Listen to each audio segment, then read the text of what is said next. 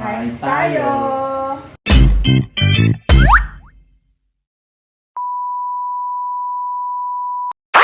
Aga nga akong umuwi kasi masakit ang puson ko.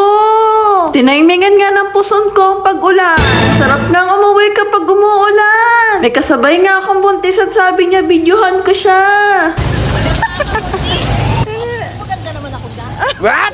Habang naglalakad nga kami ay mahina pa ang ulan. Pagsakay ko nga ng tricycle, nakita ko nga ang mga estudyante.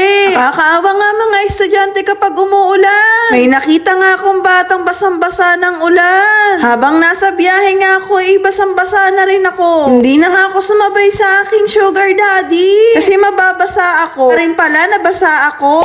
Ito nga pala ang aking dinadaanan, sobrang puti. Buti na lang nagtsinelas ako. Kung hindi basa ang aking sapatos. Kanina nga daw ay baha dito. Bumaba na nga lang daw ang baha. Pagdating ko nga sa bahay ay piling ko parang binagyo. Pati ata loob ng bahay, binagyo. Pasok ko nga sa amin ay sumalubong agad ang aking my love. Agad ko nga siyang tinali baka makaalpas. At pag nakaalpas ay naku, delikado. Pagpasok ko nga sa bahay, lambot na nga ako. Sobrang sakit nga ng puson ko. Ba naman ang hindi mag-mens ng isang buwan, ewan ko na lang. At pagpasok ko nga sa kwarto, agad ako nagbihis. At mas lalo pa nga lumakas ang ulan. Nag-aalala nga ako sa aking sugar daddy kasi ang lakas ng ulan. Niguradong pag-uwi niya, basang-basa siya. At hindi na nga ako nagkamali, basang-basa siya. Nga siyang basang sisiw dyan. Agad ko nga pinagbihis at pinagluto. Wala nga siyang magagawa kundi sundin ako. Ang sabi ko nga dyan ay tulong muna tayo sa bahay para maagang matapos. Hindi na nga siya nakapagreklamo sa akin. Pag gumangal ay layas.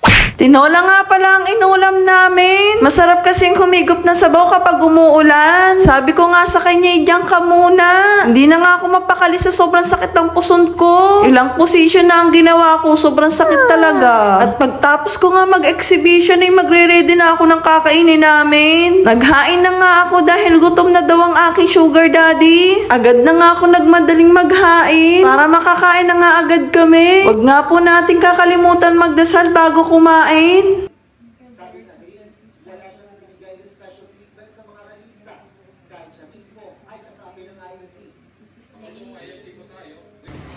Kain tayo!